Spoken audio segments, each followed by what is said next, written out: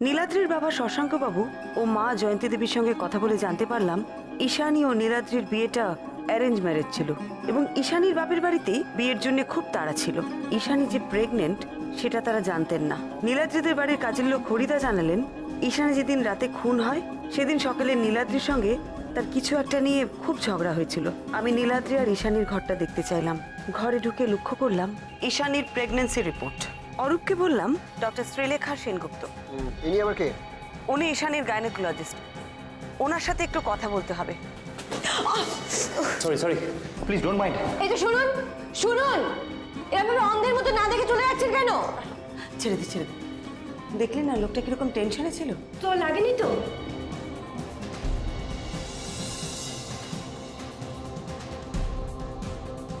এই ফ্ল্যাটটাই তো দিদি ভাই, বিলটা বাজাও।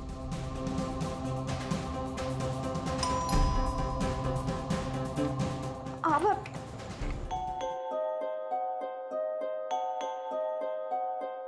আপনারা? নমস্কার, আমি পরমা মিত্র, প্রাইভেট ইনভেস্টিগেটর। ঈশানী মার্ডার কেসটা আমি তদন্ত করছি। আর ও হলো নন্দিনী মিত্র। কে এসেছে?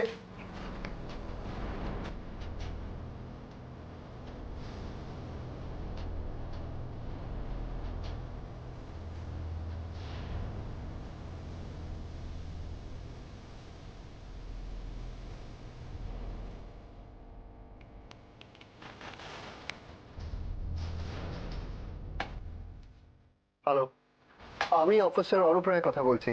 আমি কি ডক্টর শ্রীলেখা সেনগুপ্তের সঙ্গে কথা বলতে পারি? Okay ma'am. ম্যাম, আমি একটা কেসের ব্যাপারে আপনাকে ফোন করেছিলাম, কিছু ইনফরমেশন দরকার ছিল। আপনার সঙ্গে কথা বলতে পারলে ভালো হতো। আপনি বলুন আপনি কখন ফ্রি আছেন, আমি চলে আসবো 8:30। ওকে, থ্যাংক ইউ।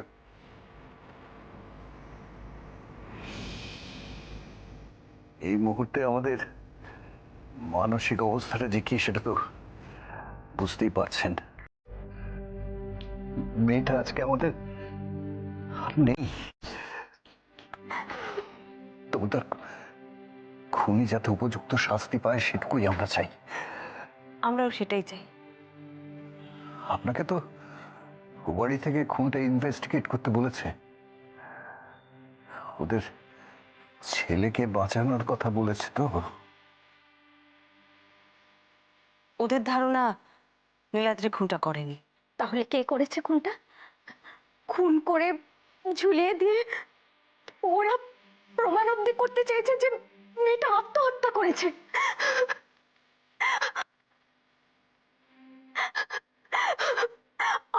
আমি আমি বলে দিচ্ছি, ওরাই আমার মেয়েটাকে খুন করেছে। ওরাই মেরে ফেলেছে আমার মেয়েটাকে। তাছাড়া পোস্টমর্টম রিপোর্টও তো প্রমাণ করে দিয়েছে যে এটা খুন কোনো আত্মহত্যা নয়। পুলিশও ভেবেছে ঠিকই যে নীলাদ্রি খুন করেছে, সেই জন্য ওকে বেল দেয়নি। এরপর আর কি সন্দেহ থাকতে পারে তো আমি জানি না। আপনাদের মনে হচ্ছে নীলাদ্রি খুনটা করেছে, তো এটা মনে হওয়ার কোনো কারণ আছে কি?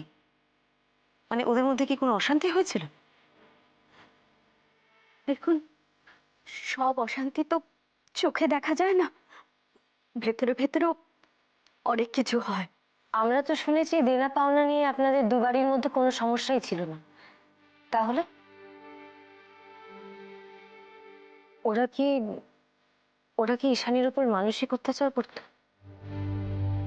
করতো, নিশ্চয় করতো, না হলে এইভাবে আমার মেয়েটা কি করে মারা যাবে বলুন?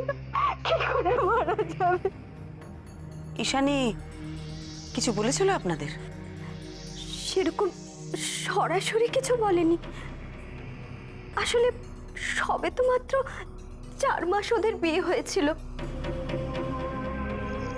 আর মেয়েরা কি নিজের শ্বশুর বাড়ির সম্পর্কে খারাপ কথা প্রথম বলে না। আর তাছাড়া মেয়েটা আমার খুব খুব চাপা স্বভাবের ছিল, খুব চাপা স্বভাবের। তাহলে আপনাদের কেন মনে হচ্ছে যে খুনটা ওরা করেছে বা নীলাদ্রি করেছে? আপনারা কি করে এতটা শিওর হচ্ছেন? নীলাদ্রি কিন্তু বলেছে ও খুনটা করেনি। খুন করে কিন্তু কেউ স্বীকার করে না যে সে খুন করেছে। আর ও ছাড়া কেউ কেন খুন করবে ঐশীকে? আপনার কি মনে হয় নীলাদ্রির কোনো কারণ ছিল ঈশানীকে খুন করার?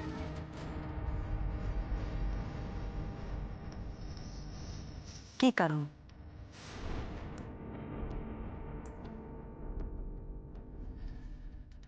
কেন আপনাদের মনে হচ্ছে যে ঈশানীকে খুন করার নীলাদ্রির কোনো কারণ ছিল?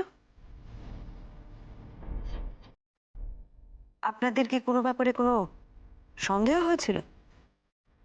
এমন কিছু কি দেখেছিলেন বা শুনেছিলেন যাতে আপনাদের এই ধারণা হয়েছে যে নীলাদ্রি ঈশানীকে খুন করতে পারে? কে আমাকে ইনভেস্টিগেট করতে ডেকেছে সেটা আমার কাছে বড় কথা নয়।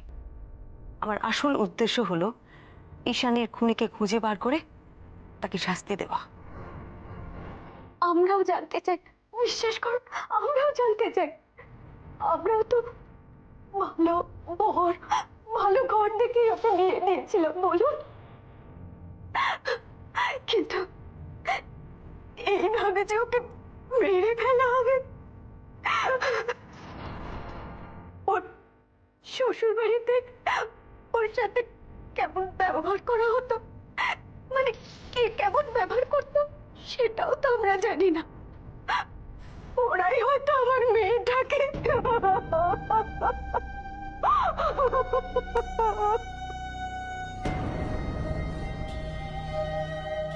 দেখুন, প্রমাণ ছাড়া কোনো অভিযোগ করা হয়তো ঠিক নয়, তবে সেই প্রমাণটা জোগাড় করার দায়িত্ব আমার। সেটার জন্য কিন্তু আমার আপনাদের সাহায্য দরকার। বেশ, বলুন আপনি কি জানতে চান? আমরা যা জানি আপনাকে সব বলবো। আমাদের মনে হয়েছে ওকে যেভাবে পাওয়া গিয়েছিল তাতে নীলাদ্রি ছাড়া আর কেউ খুন করতে পারে না। দেখুন, হতে পারে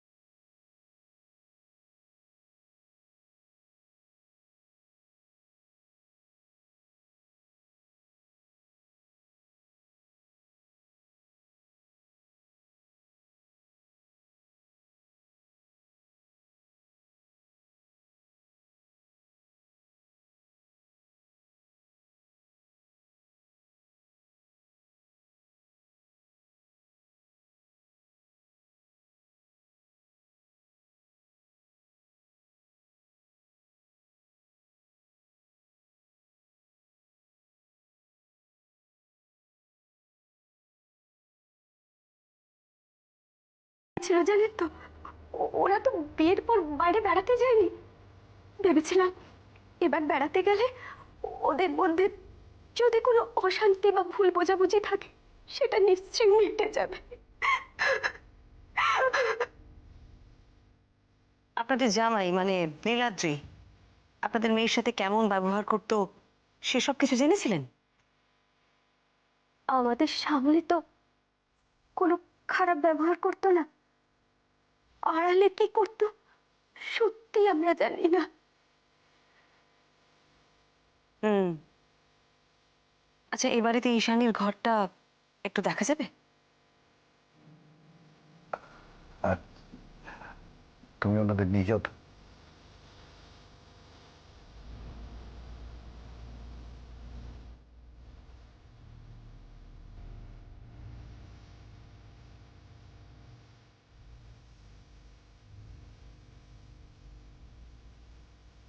আসতে পারি ম্যাম? আসুন। Thank you. আপনার জন্য আমি ওয়েট করছিলাম। বলুন আপনাকে আমি কিভাবে সাহায্য করতে পারি? আপনি নিশ্চয়ই খবরের কাগজে কিংবা নিউজে ঈশানী চ্যাটার্জির মার্ডার কেসটার ব্যাপারে শুনেছেন। মিসেস ঈশানী চ্যাটার্জি? হ্যাঁ, উনি তো আমার পেশেন্ট। আমি এক্সপেক্টই করছিলাম যে আপনি হয়তো ওই কেসটার জন্যই এখানে আসছেন। আপনি এক্সপেক্ট করেছিলেন যে আমি আপনার কাছে আসছি? ন্যাচারালি, একটি প্রেগনেন্ট মেয়ে খুন হয়েছে আর আমি তার ডক্টর, তাই আমার মনে হচ্ছিল আপনি আসবেন। একটা কথা বলুন মিসেস ঈশানী চ্যাটার্জি, আপনার পুরনো পেশেন্ট নাকি নতুন? একেবারেই নতুন, জাস্ট দুবার এসেছে আমার কাছে। আসুন।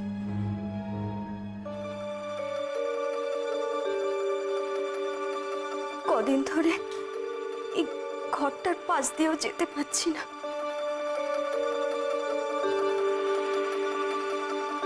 জানেন তো, এই ঘরটা না ও নিজে হাতে সাজিয়েছিল।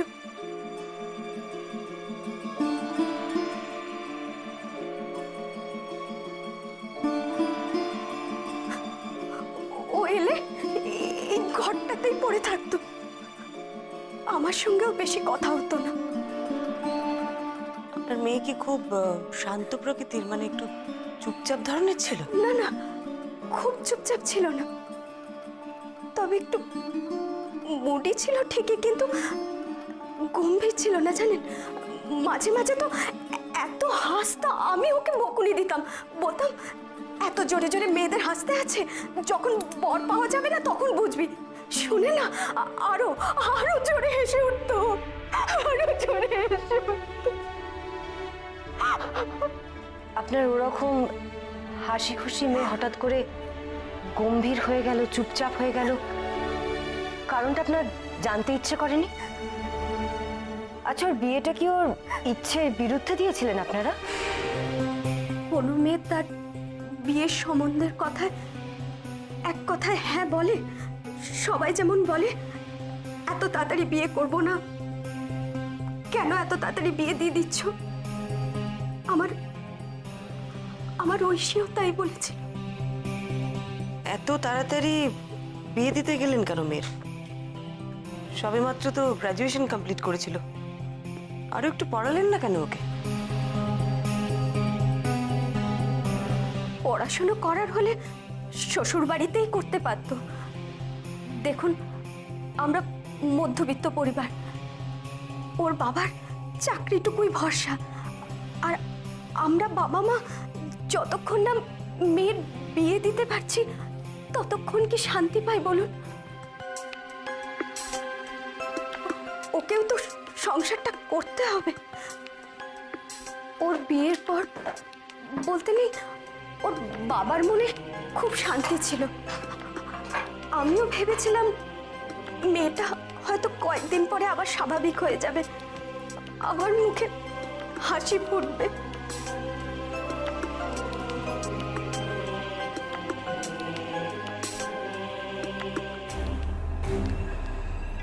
আপনার কি মনে হয় মিসেস মুখার্জি, ঈশানীর নীলাদ্রিকে পছন্দ ছিল না, সেই জন্য ও শ্বশুরবাড়িতে স্বাভাবিকভাবে মিশতে পারতো না, সবসময় চুপচাপ থাকতো? আমি কিন্তু জেনেছি ও নীলাদ্রির সাথে বিশেষ কথাও বলতো না, কোথাও ঘুরতে বেড়াতে যেতেও চাইতো না, আর খুব একটা সাজগুজও নাকি করতো না। একটা নতুন বিয়ে হওয়া মেয়ের পক্ষে কি এটা স্বাভাবিক? শুরুর দিকে একটু আড়ষ্ট ছিল, কিন্তু ওরা তো বাইরে বেড়াতে যাওয়ারও প্ল্যান করেছিল। আচ্ছা, ঈশানীর কি কোনো পুরুষ বন্ধু ছিল?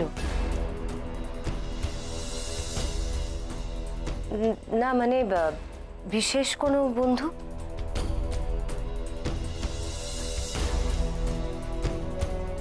ঈশানী প্রেগনেন্ট ছিল, 8-9 সপ্তাহের হবে, আর যে রুটিন টেস্টগুলো হয় সেগুলোই আমি ওকে করতে বলেছিলাম। আর কিছু মনে পড়ছে আপনার, মানে কোনো বিশেষ কিছু? আর মিসেস ঈশানী চ্যাটার্জি, মানে উনি প্রেগনেন্সির খবর শুনে কি খুশি হয়েছিলেন, ডিপ্রেসড হয়েছিলেন, কিরকম? আপনি বললেন বলে আমার মনে পড়ল, আমি যেদিন ওকে প্রথম বললাম ও প্রেগনেন্ট, সেদিন ও অদ্ভুত রিয়াক্ট করলো। এটা আপনি কি বলছেন? আপনি শিওর? কেন, আপনি শিওর নন? না মানে বলছিলাম, দেখুন আপনার তো কোথাও ভুলও হতে পারে, তাই না? ইনফ্যাক্ট আমার মনে হচ্ছে যে আপনার ভুলই হচ্ছে। এত টেনশন করছেন কেন? প্রথম বেবি, রিল্যাক্স থাকুন। এরপর যখন আসবেন আপনার হাজবেন্ডকে সঙ্গে নিয়ে আসবেন। কয়েকটা ওষুধ লিখে দিলাম, রেগুলার খাবেন। কয়েকটা টেস্টও লিখে দিলাম, এগুলো করে তারপরে আসবেন।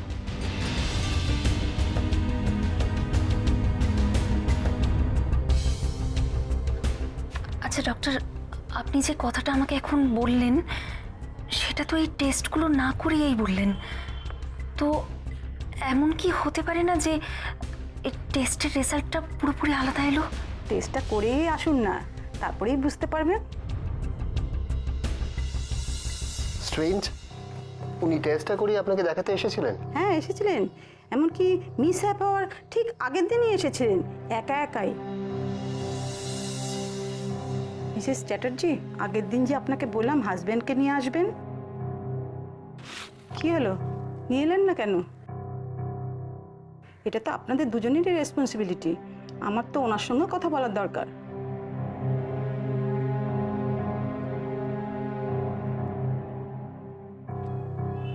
ডক্টর, আপনি আমাকে বাঁচান। মানে কি হয়েছে? আমি এই বাচ্চাটা জন্ম দিতে পারবো না। আমাকে বাঁচান। হোয়াট? ঈশানী বাচ্চা নষ্ট করতে চেয়েছিল? হ্যাঁ, আমার হাত ধরে হাউ হাউ করে কেঁদে বারবার বলছিল এটা না করলে আমার সব নষ্ট হয়ে যাবে, শেষ হয়ে যাবে। আপনি কি বললেন? আমিও যথেষ্ট অবাক হয়েছিলাম, তাও ওনাকে বোঝালাম যে প্রথম বাচ্চা নষ্ট করলে কি কি ক্ষতি হতে পারে। কিন্তু ও কেমন যেন পাগলের মতো করছিল, কিছু বুঝছিল বলে তো আমার মনে হয় না। থ্যাংক ইউ ডক্টর, দরকার হলে আপনার সঙ্গে আবার যোগাযোগ করবো।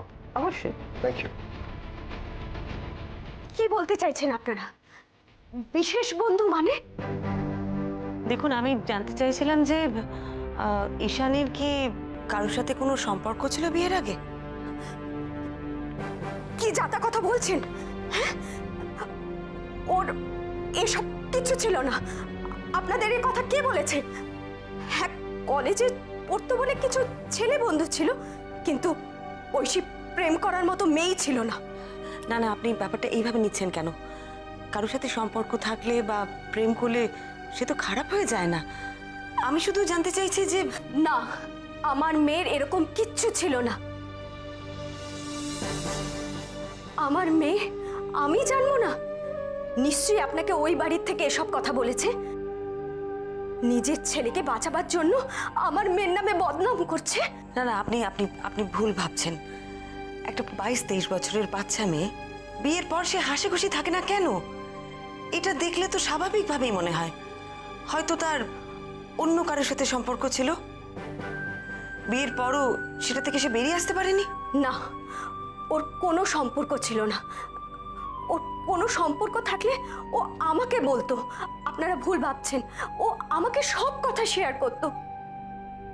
আপনার সাথে যখন আপনার মেয়ে সব কথাই শেয়ার করতো, তখন নিশ্চয়ই এটাও আপনি জানতেন যে ঈশানী প্রেগনেন্ট ছিল।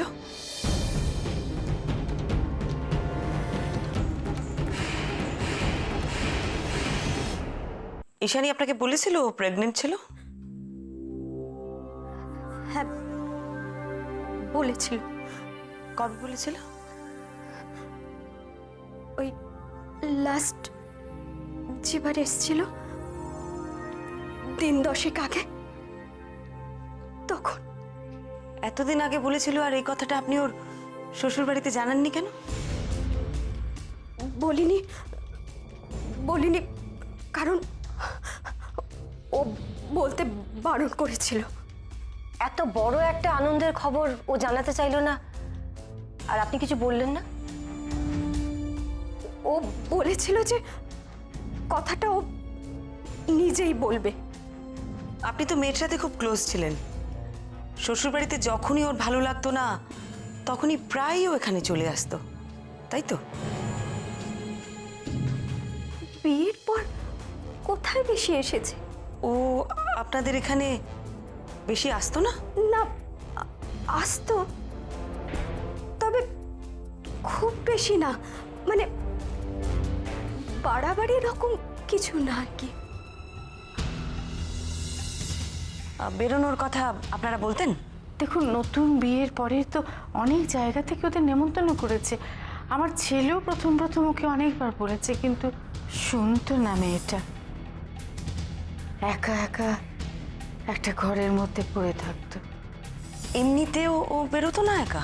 না, এমনিতে একা বেরোতো না সেটা বললে ভুল হবে। বেরোতো, প্রায় ও বেরোতো, মানে ওর বাপের বাড়িতে যেত, ওর মায়ের কাছে যেত। তাহলে মায়ের কাছে যাচ্ছি বলে ঈশানী কোথায় যেত?